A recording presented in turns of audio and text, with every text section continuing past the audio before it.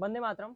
अब हम अगली सीढ़ी की तरफ बढ़ते हैं और देखेंगे इन्वायरमेंट इकोनॉमिक्स, जिसे हम बोल सकते हैं इन्वायरमेंटल इकोनॉमिक्स, जिसे हम पर्यावरणीय अर्थशास्त्र बोलते हैं हिंदी में, क्योंकि ये सबसे नया मुद्दा है। जैसे अगर आप बोलें तो 19 लगभग 20वीं सेंचुरी से इसकी बातें शुरू होती हैं। तो एक तरीके से क्या है, नया मुद्दा है, क्योंकि जो ह्यूमन इकोनॉमी है, ह्यूमन इकोनॉमी मतलब जो हम लोग इकोनॉमी पढ़ते हैं, तो कि जो इकोनॉमी है वो कौन सी एक्टिविटी है, ह्यूमन से रिलेटेड एक्टिविटी है। मानव ही तो करता है, इकोनॉमी के बारे में कौन सोचे, मानव।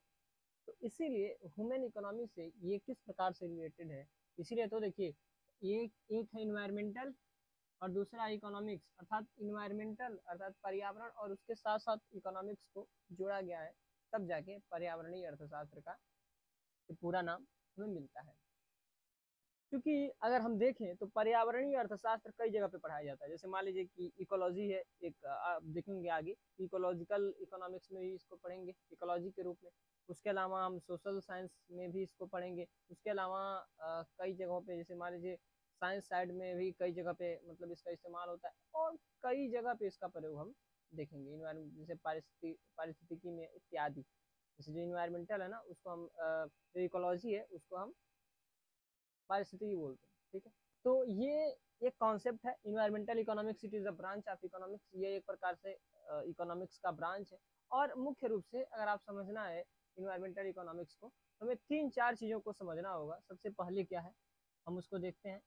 सबसे पहला है इकोसिस्टम, जिसे हम परितंत्र बोलते हैं हिंदी में, ठीक है। नंबर दूसरा है बायोडाइवर्सिटी,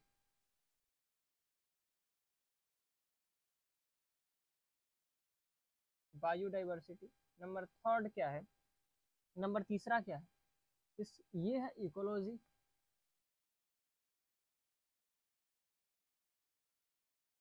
और नंबर फोर्थ अगर हम देखें, इसमें आता है इकोनॉमिक्स। ये 4 चीजें अगर आप समझ लें तो आप इन्वायरमेंटल इकोनॉमिक्स को समझने में सक्षम हो जाएंगे।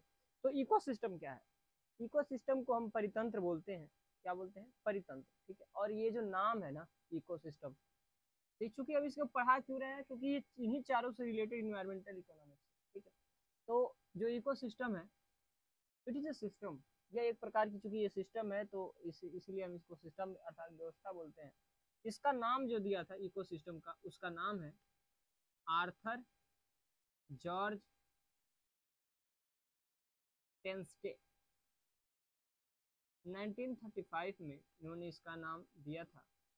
और उन्होंने बताया कि इकोसिस्टम क्या, उन्होंने कहा यह एक व्यवस्था है जो जैविक अर्थात जिसे हम बायोटिक बोलते हैं, अजैविक एबियोटिक, माइक्रोब्स अर्थात जो सूक्ष्म जीव, जैसे मान लीजिए छोटे मोटे कीड़े मकोड़े होते हैं उनको, एनिमल्स पशु पक्षी इत्यादि के एक प्रकार का क्लस्टर है। क्लस्टर मतलब समूह है, ठीक है, जो आपस में इंटरेक्शन करता है, ठीक है, परस्पर क्रिया करते हैं, ठीक है।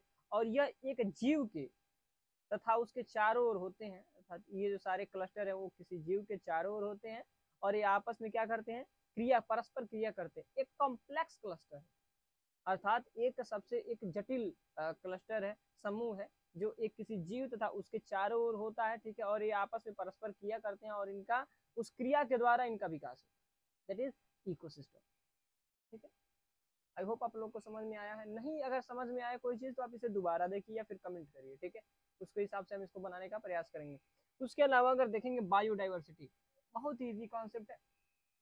कोई भी जीव है, ठीक है, जीव की जाति तथा उसकी उपजाति, उपजाति मतलब जैसे मान लीजिए गेहूं है ना, तो एक गेहूं है उसके कई प्रजाति हैं। जैसे मान लीजिए गेहूं का दूसरा प्रजाति है संकर 265।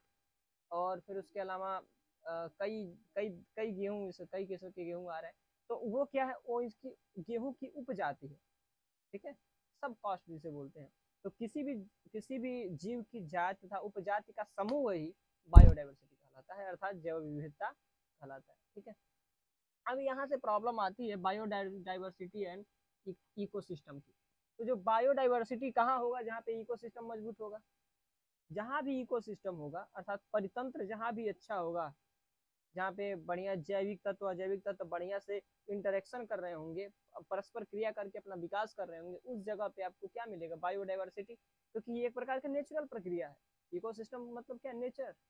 तो ये एक प्रकार का नेचुरल प्रक्रिया है, तो इसीलिए जहाँ पे रिच इकोसिस्टम होगा वहाँ पे रिच बायोडाइवर्सिटी होगी ही होगी। उसके अलावा अगर हम देखें वो है इकोलॉजी। इकोलॉजी को देखिए, इकोलॉजी भी एक शब्द है। आप सबसे पहले आप इसका एक स्क्रीनशॉट लें, फिर हम आगे देख रहे हैं। इकोलॉजी क्या है? इकोलॉजी को हम पारिस्थितिकी बोलते हैं। Ecology known as in Hindi पारिस्थितिकी। और पारिस्थिति जो इसका शब्द है, इसको किसने दिया था? देखिए, पारिस्थितिकी जो शब्द है, इसे इकोलॉजी, इसको 1868 में ई हैकल ने दिया था।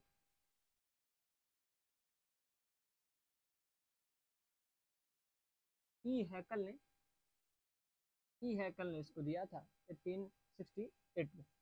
और उन्होंने कहा था कि जो आपने देखा है ना, हमने जो इकोसिस्टम के बारे में बताया था, तो उसी से संबंधित है। इसमें अगर इको को सिस्टम के रूप में देखेंगे तो उसे हम परितंत्र बोलते हैं। इको को लॉजी के रूप में अर्थात साइंस के रूप में अगर देखेंगे तो उसे हम क्या बोलते हैं? इकोलॉजी बोलते हैं। ठीक है, तो अगर जो जो जैविक और अजैविक घटक है उनका आपस में परस्पर क्रिया होता कैसे है, अगर आप इसका डेफिनेशन बोले, अगर इसको डेफिनेशन के रूप में देखें तो इसका मतलब ये होता है, इकोलॉजी का मतलब ये होता है कि जैविक और अजैविक तत्व आपस में परस्पर क्रिया करके किस प्रकार से अपनी वृद्धि करते हैं तथा और उनका प्रभाव पर्यावरण पे अर्थात उनका प्रभाव नेचर पे क्या पड़ता है, उसी का अध्ययन क्या है? इकोलॉजी कहलाता है।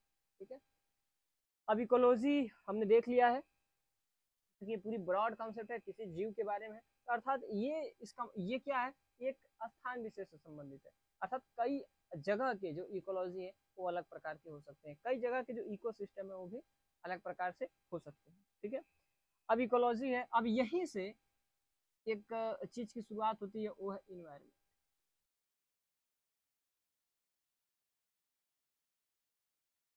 इन्वायरमेंट की शुरुआत यहीं से होती है। माना ये गया, ये कब माना गया था? 1951 के दशक में ये माना गया, 1915 के दशक में। 1951 में चूंकि ये डेट है, तो 1915 के दशक में ये माना गया कि जो पर्यावरण, जैसे जो इन्वायरमेंट है, पर्यावरण है, वो इकोलॉजी का ही एक पार्ट। जैसे बताया ये गया कि ये है पूरी इकोलॉजी और ये है इन्वायरमेंट। इसका मतलब क्या है कि जैविक और अजैविक तत्व का परस्पर क्रिया का मानव पर क्या प्रभाव पड़ता है, मानवीय अध्ययन क्या है? इन्वायरमेंट कहलाता है। और उसी जैविक और अजैविक तत्व परस्पर क्रिया करके कैसे ग्रोथ करते हैं, वही क्या कहलाता है? इकोलॉजी। तो इकोलॉजी एक ब्रॉड कंसेप्ट है, लेकिन जो इन्वायरमेंट है वो छोटा सा कंसेप्ट है। इसमें संकुचित दृष्टिकोण है, क्योंकि इसमें केवल मानव पर ही ध्यान केंद्रित किया गया है। इसीलिए हम मानते हैं कि जो इकोलॉजी है वो क्या है? एक बड़ा सा है, बड़ा सा हिस्सा है, और उसका एक छोटा सा हिस्सा क्या है? पर्यावरण है। ये 1951 में माना गया। ठीक है, अब अगर देखें इसी परिप्रेक्ष्य में अगर देखें, क्योंकि इकोनॉमिक्स की बात है, तो इकोनॉमिक्स के यहाँ पे जो मतलब हमने बताया था, एक और चीज़ की हमें इकोनॉमिक्स को समझना होगा। इकोनॉमिक्स का यहाँ मतलब है ह्यूमन इकोनॉमी। ह्यूमन इकोनॉमी इसे क्यों बोलते हैं? जो नॉर्मल इकोनॉमी हम लोग पढ़ते हैं उसी को ह्यूमन इकोनॉमी बोलते हैं। इसका मतलब ये है कि जैसे ही कोई भी इकोनॉमिक्स प्रक्रिया है, जैसे इकोनॉमिक जो क्रियाएं हैं, एक्टिविटीज, जिसे हम उपभोग, उत्पादन, विनिमय, वितरण बोलते हैं, तो किसके द्वारा होता है? मानव के द्वारा। It is related to human, इसीलिए हम इसे ह्यूमन इकोनॉमी बोलते हैं।